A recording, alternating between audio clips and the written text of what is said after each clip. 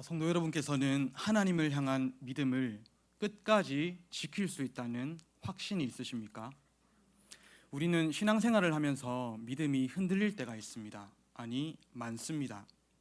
건강의 어려움, 재정의 어려움, 관계의 어려움이 찾아올 때 우리의 믿음이 파도처럼 밀려 흔들리기도 합니다. 하지만 그러한 문제들이 또 한편으로는 하나님을 의지할 수 있는 기회가 되기도 합니다. 욥의 경우를 한번 생각해 보십시오. 욥에게는 물질과 건강, 심지어 자녀들까지도 한꺼번에 모두 잃어버리는 쓰나미가 덮칩니다. 그런데 욥은 황무지와 같은 상황에서 어떻게 반응합니까? 도저히 이해가 되지 않고 너무나 고통스러웠지만 그럼에도 불구하고 욥은 하나님을 원망하지 않고 오히려 하나님을 찬송합니다. 이처럼 다양한 문제들이 우리의 믿음을 흔들리게 할 때도 있지만 오히려 한편으로는 하나님을 의지하는 좋은 기회가 되기도 합니다. 그렇다면 신앙생활을 하면서 특히 믿음이 더욱 흔들릴 때는 언제일까요? 바로 죄를 지을 때입니다. 조금 더 정확하게 말씀드리면 죄를 짓고 난 직후입니다. 죄를 짓고 난 직후에 어떤 일이 일어납니까? 우리의 대적 마귀는 이때다 싶어서 곧바로 우리를 정죄합니다. 요한계시록 12장 10절은 마귀를 하나님 앞에서 성도들을 밤낮으로 참소하는 존재라고 말씀합니다. 마귀는 그냥 싱겁게 한 번 정죄하는 것으로 끝나지 않습니다. 밤낮으로 끊임없이 정죄합니다. 우리의 실수와 죄와 과거를 들추어내고 또 들추어내어서 하나님의 사랑을 끊임없이 의심하게 만듭니다. 하나님을 바라보지 못하게 만들고 결국에는 하나님과의 관계를 끊어버리려고 발악을 하죠. 그래서 베드로전서 5장 8절은 너희 대적 마귀가 우는 사자처럼 두루다니면서 삼킬 자를 찾는다고 말씀하고 있습니다. 그런데 여기서 조금 흥미로운 사실은 마귀가 정죄할 때 사용하는 도구가 다름 아닌 하나님의 거룩한 율법이라는 점입니다. 율법은 크게 두 가지로 나뉘죠. 하나는 우리가 해야 하는 것들이고 다른 하나는 우리가 하지 말아야 하는 것들입니다. 마귀는 우리가 해야 하는 것들을 하지 않을 때 그것도 순종하지 못하냐고 비웃으며 정죄합니다. 반대로 우리가 하지 말아야 할 것들을 할 때는 왜 불순종하냐고 따지며 우리를 정죄합니다. 그래서 로마서 7장 15절에서 바울 사도는 이렇게 고백합니다. 내가 행하는 것을 내가 알지 못하나니 곧 내가 원하는 것은 행하지 아니하고 도리어 미워하는 것을 행함이라. 그리고 이렇게 탄식하는데 로마서 7장 22절에서 24절 말씀을 함께 읽겠습니다. 시작. 내 속사람으로는 하나님의 법을 즐거워하되 내 지체 속에서 한 다른 법이 내 마음의 법과 싸워 내 지체 속에 있는 죄의 법으로 나를 사로잡는 것을 보는도다. 오라, 나는 공고한 사람이로다. 이 사망의 몸에서 누가 나를 건져내랴. 성도 여러분께서는 혹시 바울 사도처럼 이러한 탄식을 내뱉어 보신 적이 있으십니까?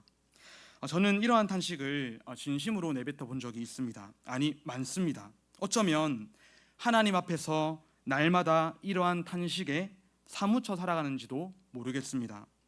하나님의 말씀에 민감하게 반응하시는 성도님들께서는 아마도 동일한 탄식을 경험해 보셨을 거라고 생각합니다. 하나님의 말씀을 얼마나 깊이 묵상하느냐는 사소한 죄에도 얼마나 민감하게 반응하는지를 보면 알 수 있습니다. 다르게 표현하면 죄를 짓고 있음에도 불구하고 죄가 죄인 줄도 모르고 살아갈 수도 있다는 말입니다. 하나님께서는 우리의 외모가 아니라 중심을 보시죠. 만물보다 거짓되고 심히 부패한 우리의 마음을 정직하게 한번 점검해 본다면 이러한 탄식이 마땅히 나와야 합니다. 그렇다면 이러한 탄식 가운데 우리의 믿음이 흔들릴 때 과연 우리가 붙들어야 할 것은 무엇일까요? 오늘 본문 말씀에 믿음의 조상이라 불리는 아브라함의 믿음을 함께 상고해 보며 우리의 믿음이 더욱 견고해지는 은혜가 있기를 간절히 바랍니다. 로마서 4장은 온통 아브라함의 믿음에 대한 내용으로 가득 차 있습니다. 바울 사도가 아브라함의 믿음을 이토록 열거하는 이유가 무엇일까요? 갑자기 뜬금없이 아브라함의 믿음이 튀어나온 것이 아닙니다. 그 이유를 알기 위해서는 너무나 기본적이면서도 중요한 전후 문맥을 살펴보아야 합니다. 예를 들어 로마서 4장의 의미를 잘 이해하기 위해서는 최소한 4장 전에 있는 3장, 4장 후에 있는 5장을 함께 읽어보는 것이 중요하다는 말입니다. 어떤 신학자는 문맥이 성경 해석의 왕이라고 표현할 정도로 문맥을 중요하게 여깁니다. 그렇다면 바울 사도가 로마서 4장에 이토록 아브라함의 믿음을 열거하는 이유가 무엇일까요? 그 힌트를 로마서 3장 30절에서 찾을 수 있는데 함께 읽겠습니다. 시작. 할례자도 믿음으로 말미암아 또한 무할례자도 믿음으로 말미암아 의롭다 하실 하나님은 한 분이시니라. 아멘. 로마 교회 안에는 유대인 그리스도인들도 있었고 이방인 그리스도인들도 있었습니다. 그런데 두 그룹 사이에는 분쟁이 있었습니다. 유대인 그리스도인들이 율법과 할례를 들먹이면서 이방인 그리스도인들을 무시했기 때문입니다. 유대인 그리스도인들에 따르면 하나님 앞에 의롭다함을 받기 위해서는 믿음만 가져서는 안 되고 할례도 받아야 한다고 주장했습니다. 반대로 말하면 할례를 받지 않은 이방인 그리스도인들은 하나님 앞에서 의롭다함을 받을 수 없는 존재들이라는 말입니다. 그래서 바울 사도는 이어지는 로마서 4장 2절과 3절에서 이렇게 말씀하는데 함께 이 말씀도 읽어보겠습니다. 시작. 만일 아브라함이 행위로서 의롭다 하심을 받았으면 자랑할 것이 있으려니와 하나님 앞에서는 없느니라. 성경이 무엇을 말하느냐? 아브라함이 하나님을 믿음에 그것이 그에게 의로 여겨진 바 되었느니라. 아멘. 여기서 주목할 점은 아브라함이 하나님께 의롭다함을 받은 때는 할례를 받은 후가 아니라 할례를 받기 전이라는 사실입니다. 다시 말해 할례를 받아야 의롭다함을 받는 것이 아니라 하나님을 믿음으로 의롭다함을 받는다는 말입니다. 그래서 로마서 4장 10절은 이렇게 말씀합니다. 그런즉 그것이 어떻게 여겨졌느냐? 할례시냐 무할례시냐? 할례시가 아니요 무할례시니라. 아멘. 하나님 앞에서는 할례나 어떠한 율법의 행위와 조건이 아니라 오직 믿음으로 의롭다함을 받는다고 바울 사도는 끊임없이 강조합니다. 특별히 오늘 본문은 아브라함의 믿음 중에서도 그 핵심을 잘 보여주는 말씀입니다. 바울 사도가 아브라함의 믿음을 자세히 말하고 있지만 더 깊고 풍성히 알기 위해서는 창세기 말씀도 함께 읽어나가야 합니다. 특히 신약을 읽을 때 성경의 저자들이 구약을 인용하는 경우가 굉장히 많습니다. 그래서 우리가 읽는 성경 밑에 보시면 관주로 성경 구절 표시가 되어 있기도 합니다. 관주에 표시된 성경 구절을 보실 때 그냥 단순히 이런 말씀이 있나 보네 이 정도로 넘어가지 마시기 바랍니다. 직접 그 구절을 찾아서 읽어보는 노력이 필요합니다. 그럴 때 말씀의 더 큰 풍성함을 누릴 수 있습니다.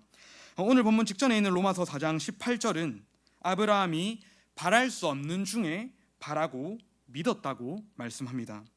이 말씀은 창세기 15장 5절과 연결되는데 하나님께서는 이름이 바뀌기 전인 아브람을 이끌고 이렇게 약속하십니다. 하늘을 우러러 뭇별을 셀 수 있나 보라. 내 자손이 이와 같으리라. 이때 아브람의 나이는 대략 80세, 아내 사례는 70세 정도입니다.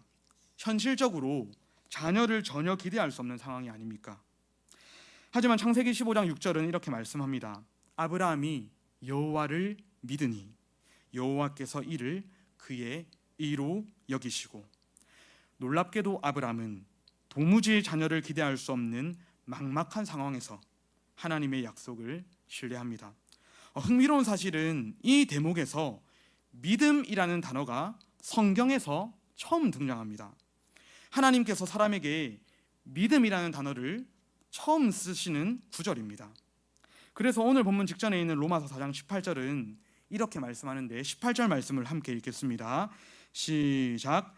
아브라함이 바랄 수 없는 중에 바라고 믿었으니 이는 내 후손이 이 같으리라 하신 말씀대로 많은 민족의 조상이 되게 하려 하심이라. 아멘. 성도 여러분, 아브라함의 믿음은 어떤 믿음입니까?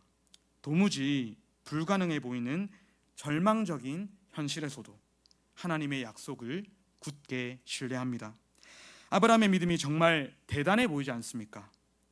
그런데 세월이 한참 흘러서 아브라함은 어느새 99세가 됩니다. 그때 하나님께서는 또다시 아브라함에게 이렇게 말씀하십니다. 창세기 17장 4절과 5절입니다. 보라, 내 언약이 너와 함께 있으니 너는 여러 민족의 아버지가 될지라. 이제 후로는 내 이름을 아브라함이라 하지 아니하고 아브라함이라 하리니 이는 내가 너를 여러 민족의 아버지가 되게 함이니라. 아멘. 만약 여러분이 아브라함이라면 이 말씀을 듣고 어떻게 반응하시겠습니까? 저는 솔직히 이렇게 말할 것 같습니다. 하나님, 자녀를 주시겠다고 분명히 약속하지 않으셨습니까? 그런데 그 약속이 자그마치 20년이 다 되어 갑니다. 도대체 언제까지 기다려야 합니까? 이렇게 따지면서 낙심하고 포기했을지도 모릅니다. 그런데 아브라함은 과연 어떻게 반응할까요? 오늘 본문 19절 말씀을 함께 읽겠습니다. 시작. 그가 100세나 되어 자기 몸이 죽은 것 같고 사라의 태가 죽은 것 같음을 알고도 믿음이 약하여지지 아니하고. 아멘. 이어지는 20절에서는 하나님의 약속을 의심하지 않고 오히려 믿음으로 견고해졌다고 말씀합니다. 더 나아가 21절에서는 하나님께서 약속을 능히 이루실 줄로 확신했고 22절에 결국 그 믿음이 하나님께 의로 여겨집니다. 성도 여러분, 아브라함의 믿음이 정말 탁월해 보이지 않습니까? 그야말로 믿음의 조상이라고 불릴 만합니다. 그런데 여기서 한 가지 생각해 볼 점이 있습니다. 아브라함은 하나님의 약속을 진짜 의심하지 않았습니까? 창세기 17장 16절에 하나님께서는 아브라함에게 이렇게 말씀하십니다. 내가 사라에게 복을 주어 그녀가 내게 아들을 낳아주게 하며 내가 사라에게 복을 주어 그녀를 여러 민족의 어머니가 되게 하리니 민족의 여러 왕이 사라에게서 나리라. 이 말씀을 듣자마자 아브라함이 어떻게 반응하는지 아십니까? 창세기 17장 17절과 18절 말씀을 함께 읽겠습니다. 시작. 아브라함이 엎드려 웃으며 마음속으로 이르되 100세 된 사람이 어찌 자식을 낳을까? 사라는 90세니 어찌 출산하리요 하고 아브라함이 이에 하나님께 아뢰되 이스마엘이나 하나님 앞에 살기를 원하나이다. 이스마엘이나 하나님 앞에 살기를 원하나이다. 이스마엘이나 하나님 앞에 살기를 원하나이다. 성도 여러분, 아브라함은 하나님의 약속을 진짜 의심하지 않았습니까? 아닙니다. 아브라함은 명백히 하나님의 약속을 의심했죠. 그 약속이 어이가 없다는 듯 비웃기도 합니다.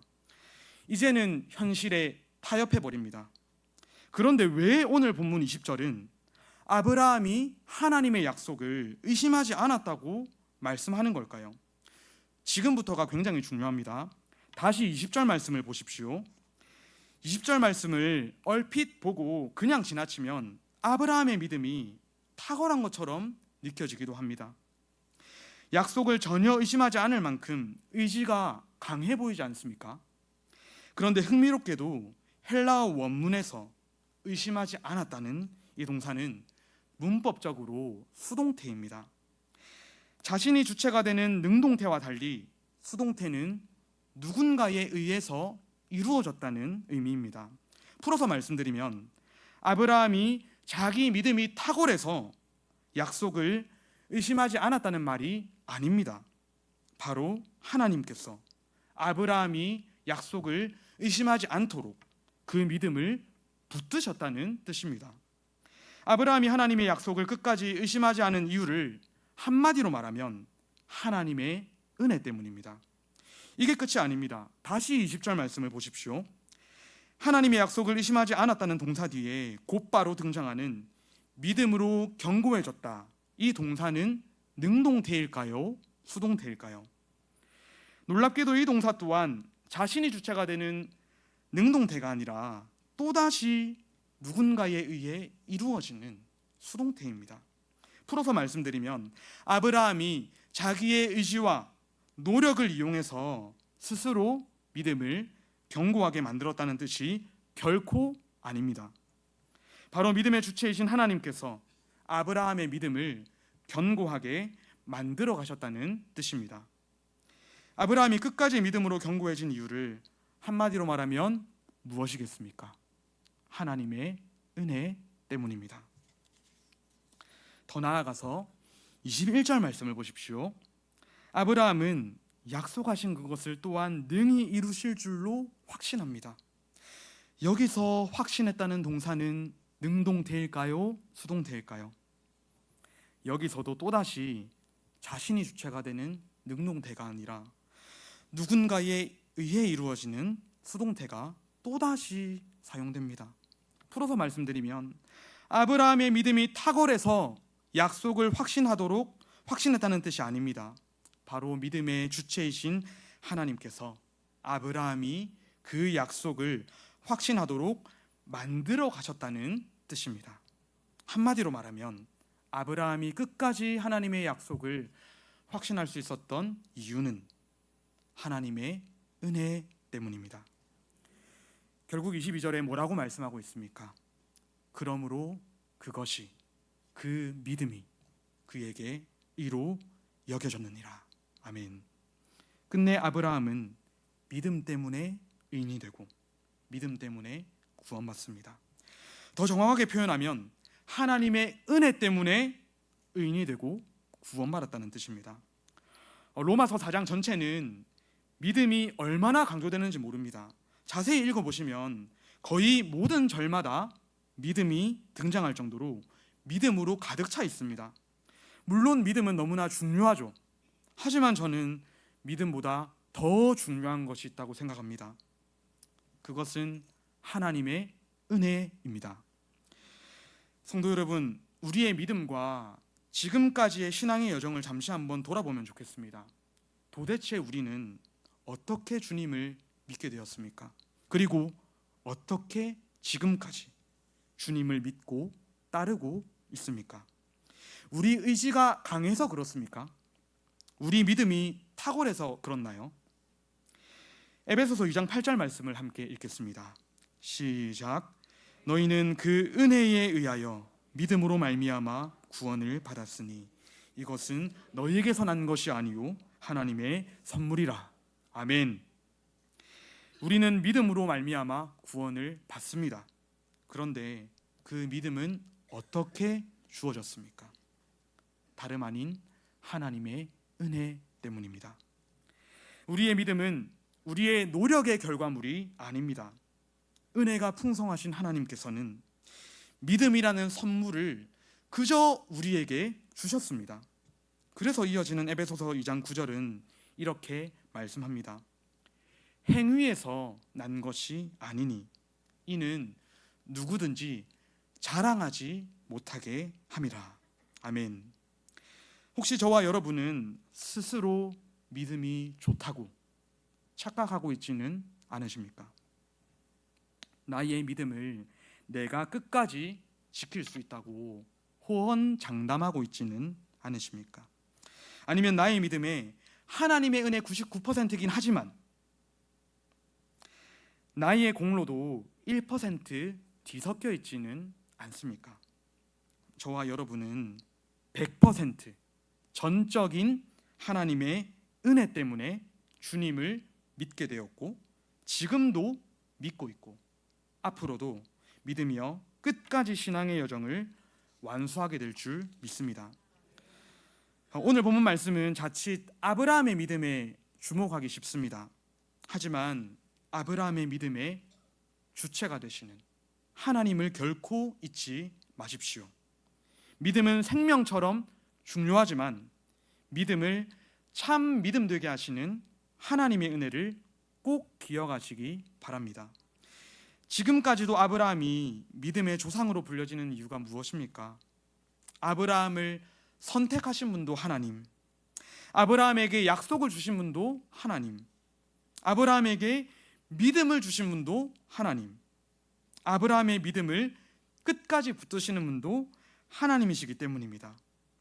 아브라함을 선택하신 하나님께서는 또한 저와 여러분을 선택하셨습니다. 아브라함에게 독자 이삭을 주신 하나님께서는 우리에게 독생자 예수님을 내어주셨습니다. 아브라함에게 믿음을 주신 하나님께서는 우리에게도 믿음을 주셨습니다.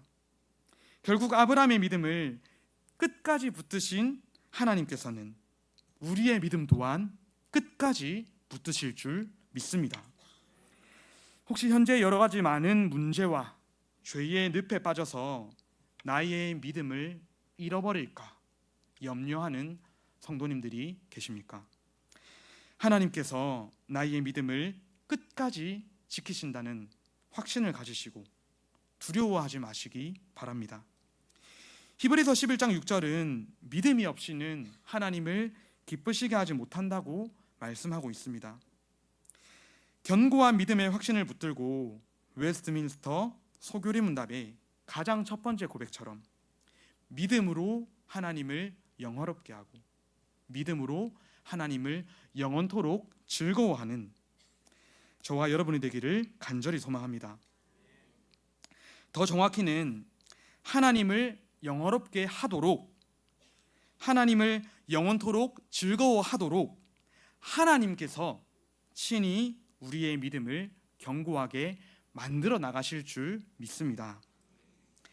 지금까지 구약의 아브라함의 믿음을 한번 상고해 보았습니다. 이제 한 걸음 더 나아가서 신약의 베드로의 믿음 또한 상고해 볼 필요가 있습니다. 예수님께서는 제자들을 향해 너희는 나를 누구라 하느냐 질문하십니다. 그때 베드로가 어떻게 대답하는지 기억하고 계십니까? 주는 그리스도시요 살아계신 하나님의 아들이십니다. 이 위대한 신앙 고백을 합니다. 일반적으로 우리는 베드로의 이 신앙 고백에 주목하는 경향이 있습니다. 그런데 그 신앙 고백 직후에 예수님께서는 이렇게 말씀하십니다. 마태복음 16장 17절 말씀을 함께 읽겠습니다. 시작. 바요 시몬아 내가 복이 있도다. 이를 내게 알게 하니는 혈육이 아니요 하늘에 계신 내 아버지시니라. 아멘. 베드로가 위대한 신앙 고백을 할 수 있었던 이유가 무엇입니까? 베드로의 믿음이 탁월해서 그렇습니까?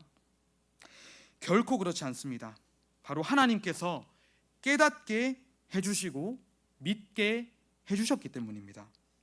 베드로의 믿음 또한 한마디로 말하면 무엇입니까? 하나님의 은혜 때문입니다. 그런데 이 위대한 신앙 고백을 한 베드로는 이후에 어떤 모습을 보입니까? 진짜 신앙을 고백해야 하는 그 순간에 도리어 예수님을 3번씩이나 저주하면서 부인합니다. 베드로의 위대한 신앙 고백을 생각하면 믿음이 참 좋은 것처럼 보였습니다. 하지만 막상 위기의 순간이 닥치자 순식간에 예수님을 배반해버립니다. 혹시 저와 여러분 또한 베드로와 비슷한 모습이 있지는 않으십니까? 찬양할 때는, 기도할 때는 주님을 사랑한다고, 주님을 끝까지 따르겠다고 고백합니다. 하지만 막상 위기의 순간이 닥칠 때 그 찬양과 그 기도의 고백과는 전혀 무관한 삶을 살아가고 있지는 않으십니까? 내가 하나님께 무슨 고백을 했는지조차 기억 못할 수도 있습니다.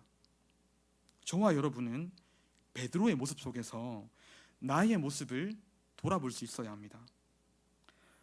하지만 그럼에도 불구하고 베드로가 끝까지 믿음을 지킬 수 있었던 이유는 무엇 때문일까요? 누가복음 22장 32절에 예수님께서 베드로에게 이렇게 말씀하십니다. 내가 너를 위하여 내 믿음이 떨어지지 않기를 기도하였노니 너는 돌이킨 후에 내 형제를 굳게 하라. 아멘. 예수님을 배반한 베드로가 끝까지 믿음을 지킬 수 있었던 이유는 예수님의 기도 때문입니다. 그런데 베드로의 믿음이 떨어지지 않도록 기도하신 예수님께서는 지금 이 순간에도 우리를 위해서 간구하고 계신다는 사실을 알고 계십니까? 로마서 8장 33절과 34절 말씀을 함께 읽겠습니다. 시작. 누가 능히 하나님께서 택하신 자들을 고발하리요? 의롭다 하신 이는 하나님이시니 누가 정죄하리요? 죽으실 뿐 아니라 다시 살아나신 이는 그리스도 예수시니 그는 하나님 우편에 계신 자요 우리를 위하여 간구하시는 자시니라. 아멘. 우리는 복음을 흔히 예수님의 십자가 또는 부활로만 축소시키는 경향이 있습니다. 물론 십자가와 부활은 복음의 핵심과도 같습니다. 하지만 예수님의 승천 또한 복음이라는 사실을 잊지 마시기 바랍니다. 만약 승천의 복음을 놓친다면 예수님의 십자가와 부활을 통해 죄 용서와 천국 소망의 기쁨을 누릴 수 있을지는 몰라도 구원에 대한 확신이 흔들릴 수 있습니다. 승천의 복음을 놓친다면 죄 용서와 천국 소망의 기쁨을 한때 잠깐 누릴 수 있을지는 몰라도 끝까지 그리고 온전히 누릴 수는 없습니다. 십자가에서 죽으시고 부활하실 뿐만 아니라 승천하신 예수 그리스도께서는 하나님 보좌 우편에서 지금 이 순간에도 우리를 위하여 간구하고 계십니다. 바로 그 예수님의 중보기도 때문에 우리는 끝까지 믿음을 지키게 될 줄 믿습니다. 히브리서 11장은 믿음장이라는 별칭을 가지고 있습니다. 수많은 믿음의 선배들을 열거하기 때문입니다. 그래서 자칫 우리는 믿음의 선배들에게 주목하기가 쉽습니다. 물론 믿음의 선배들의 신앙을 통해 도전도 받고 그 믿음의 선배들의 신앙의 모습을 따라가야 할 필요가 있습니다. 하지만 우리가 진정으로 주목해야 하는 대상은 누구일까요? 믿음장 직후에 이어지는 히브리서 12장 2절 말씀을 함께 읽겠습니다. 시작. 믿음의 주요 또 온전하게 하시는 이인 예수를 바라보자. 그는 그 앞에 있는 기쁨을 위하여 십자가를 참으사 부끄러움을 개의치 아니하시더니 하나님 보좌 우편에 앉으셨느니라. 아멘. 여기서 주라는 단어는 헬라어로 창시자 또는 지도자라는 의미가 담겨 있습니다. 그리고 온전하게 하다라는 단어는 헬라어로 완성자라는 의미가 담겨 있습니다. 이 말씀을 헬라어 원문을 통해서 풀어서 말씀드리면 이렇습니다. 믿음의 창시자이자 믿음의 지도자이시며 믿음의 완성자이신 예수를 바라보자. 믿음의 창시자이자 믿음의 지도자이시며 믿음의 완성자이신 예수를 바라보자. 더 나아가 뒷부분과 연결한다면 십자가를 참으신 예수님을 바라볼 뿐만 아니라 부활 승천하사 하나님 보좌 우편에 앉으시어 우리를 위해 중보기도 하고 계시는 예수님을 바라보자. 아멘. 주님 안에서 사랑하는 성도 여러분, 믿음의 창시자이신 예수님께서는 우리에게 믿음을 주셨습니다. 믿음의 지도자이신 예수님께서는 우리가 믿음의 길을 계속해서 걸어 나가도록 우리를 지도하십니다. 또한 믿음의 완성자이신 예수님께서는 마침내 우리의 믿음을 완성하실 줄 믿습니다. 우리의 믿음의 창시자이자 지도자이시며 완성자가 되시는 우리 주 예수님을 함께 바라보며 믿음의 여정을 우리 주님과 함께 동행하기를 원합니다. 그래서 찬송가 438장 내 영혼이 은총 입어 후렴 마지막 가사처럼 주 예수와 동행하니 그 어디나 하늘나라. 이 고백이 날마다 그리고 매 순간 우리의 삶에 충만하여서 천국의 기쁨을 미래에도 누릴 뿐만 아니라 현재에도 누리면서 살아가기를 소망합니다. 마지막까지 이렇게 고백하도록 예수님께서는 우리의 믿음을 끝까지 지켜주실 줄 믿습니다. 그런데 성도 여러분, 이게 끝이 아닙니다. 우리의 믿음을 끝까지 붙드시는 분이 또 한 분 계십니다. 그분은 누구십니까? 성령 하나님이십니다. 요한복음 14장 16절 말씀을 함께 읽겠습니다. 시작. 내가 아버지께 구하겠으니 그가 또 다른 보혜사를 너희에게 주사 영원토록 너희와 함께 있게 하리니. 아멘. 예수님께서는 승천하신 후에 이제 너희 알아서 믿음을 지키라고 말씀하지 않으십니다. 하나님 보좌 우편에서 우리를 위해 중보기도 하실 뿐만 아니라 성령님을 보내주셔서 우리와 영원토록 함께 있게 하십니다. 그래서 이어지는 요한복음 14장 18절에 이렇게 말씀합니다. 내가 너희를 고아와 같이 버려두지 아니하고 너희에게 오리라. 내가 너희를 고아와 같이 내버려두지 아니하고 너희에게로 오리라. 아멘. 예수님께서는 영원히 우리와 함께 하시는 성령님을 통해 믿음의 여정을 걸어나가는 우리를 그저 고아처럼 내버려두지 않으십니다. 그렇다면 보혜사 성령님께서는 우리와 영원토록 함께 하셔서 어떤 사역을 행하실까요? 로마서 8장 26절 말씀을 함께 읽겠습니다. 시작. 이와 같이 성령도 우리의 연약함을 도우시나니 우리는 마땅히 기도할 바를 알지 못하나 오직 성령이 말할 수 없는 탄식으로 우리를 위하여 친히 간구하시느니라. 아멘. 성도 여러분, 우리는 믿음의 여정을 걸어나가면서 다양한 문제를 만나게 됩니다. 때로는 정죄감에 시달려서 도무지 기도할 수 없고 낙심과 좌절을 경험할 때도 있죠. 하지만 영원히 우리와 함께 하시는, 그때마다 우리의 탄식을 외면하지 않으시는 성령님을 기억하시기 바랍니다. 우리의 탄식을 들으시고 우리 성령 하나님께서는 함께 탄식해 주십니다. 하지만 막연하게 함께 탄식하는 것으로 끝나지 않으십니다. 우리의 연약함을 도우셔서 다시 하나님을 바라볼 수 있도록, 하나님께 기도할 수 있도록 우리의 기도를 도우십니다. 그렇기 때문에 사실 우리가 기도하는 것조차 무엇입니까? 하나님의 은혜입니다. 왜냐하면 우리는 기도할 바를 알지 못하는 연약한 존재인데 성령님께서는 우리를 위해 간구해 주시기 때문에 우리가 마땅히 기도할 수 있는 게 아니겠습니까? 누군가 널 위해 기도하네 라는 찬양이 있는데 후렴 가사가 이러합니다. 누군가 널 위하여 누군가 기도하네. 내가 홀로 외로워서 내 마음이 무너질 때 누군가 널 위해 기도하네. 여기서 누군가는 누구일까요? 물론 어떤 사람이라고 말할 수도 있겠지만 저는 묵상을 하면서 성령 하나님이라고 생각했습니다. 우리 안에 내주하시는 성령 하나님께서는 우리의 기도의 호흡이 멈출 때 마치 영적 심폐소생술을 하시며 기도의 심장을 다시 뛰게 하실 줄 믿습니다. 비록 우리는 탄식으로 끝날지라도 성령 하나님께서는 우리의 그 탄식을 기도로 변화시킬 줄 믿습니다. 감사로 변화시킬 줄 믿습니다. 그러니 많은 문제 앞에서, 그리고 정죄감에 시달려서 도무지 기도할 수 없을 때 그 순간에도 나와 함께 하시며 나를 위해 간구하고 계시는 성령 하나님을 기억하시기 바랍니다.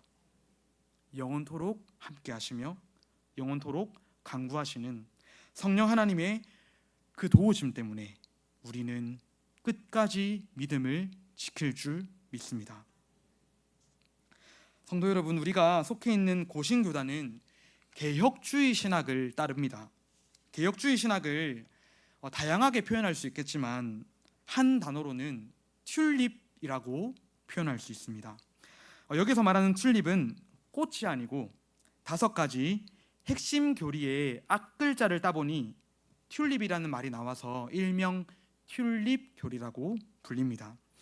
튤립 교리가 생겨난 배경에는 알미니우스라는 사람을 빼놓을 수 없습니다. 알미니우스는 구원이 하나님과 사람의 협력으로 이루어진다고 주장했습니다. 다시 말해 하나님의 그 주권보다는 인간의 의지의 우선권을 강조했습니다. 그래서 믿음조차 인간 의지의 행위에 달려 있다고 여겼습니다. 그런데 그 결과가 무엇이겠습니까? 인간은 믿음을 잃어버릴 수 있고 구원에서 탈락할 수 있다고 주장했습니다. 이것을 반박하기 위해서 작성된 신조가 1618년부터 1619년까지 작성된 도르트 신조이고, 도르트 신조를 한 단어로 요약한 것이 바로 튤립 교리입니다. 도르트 신조의 5가지 교리 중 마지막 교리는 오늘 설교 제목인 성도의 견인입니다. 견인의 뜻은 어떤 상태에 끝까지 머무는 것을 의미합니다. 다시 말해 성도의 견인이란 성도가 은혜의 상태에 끝까지 머무는 것을 의미합니다. 도르트 신조의 성도의 견인 교리 제8항의 제목은 보존의 확실성입니다. 그 부분을 함께 좀 길지만 읽겠습니다. 시작. 성도는 은혜와 믿음으로부터 완전히 떨어지지 않는다. 은혜와 멀어진 상태가 지속되지 않고 결국 멸망에 이르지 않는 것은 자신의 공로나 능력에 의해서가 아니다. 하나님께서 거저 주시는 은혜 때문이다. 하나님의 목적에 따른 부르심은 취소될 수 없다. 그리스도의 은덕과 그분의 탄원과 보존하심은 무효화될 수 없다. 그리고 성령님의 인침은 없어지거나 떨어져 나갈 수 없다. 아멘. 또한 우리 신앙의 표준과 같은 웨스트민스터 신앙고백서 제17장 2항에서는 성도의 견인을 이렇게 고백합니다. 이 성도의 견인은 그들의 자유의지에 의존하지 않고 자유롭고 변하지 않는 사랑에서 흘러나오는 성부 하나님의 선택의 작정의 불변성과 예수 그리스도의 공로와 중보기도의 효력과 성령의 내주하심과 그들 안에 거하는 하나님의 씨와 은혜 언약의 본질에 의존한다. 이 모든 것에서 견인의 확실함과 무호성이 발생한다. 아멘. 주님 안에서 사랑하는 성도 여러분, 하나님을 향한 믿음을 내 스스로 지켜야 한다고 한번 생각해 보십시오. 그 어느 누가 자신의 믿음을 끝까지 지킬 수 있다고 자부할 수 있겠습니까? 단 한 사람도 자기 스스로는 믿음을 지킬 수가 없고 모두 다 구원에서 탈락해버리지 않겠습니까? 하지만 아브라함의 믿음을 견고하게 만드신 하나님께서 우리의 믿음 또한 견고하게 만드십니다. 베드로의 믿음을 위해 기도하신 예수님께서 우리의 믿음이 떨어지지 않도록 지금도 간구하고 계십니다. 또한 보혜사 성령님께서는 말할 수 없는 탄식으로 우리를 위해 지금도 간구하고 계십니다. 우리의 믿음을 삼위일체 하나님께서 끝까지 지켜주신다는 확신을 가지고 삼위일체 하나님께 찬송과 영광을 올려드리는 우리 모두가 되기를 간절히 소망합니다. 그렇다면 삼위 하나님께서 우리의 믿음을 끝까지 붙들어 주시니까 우리는 그저 가만히 있으면 될까요?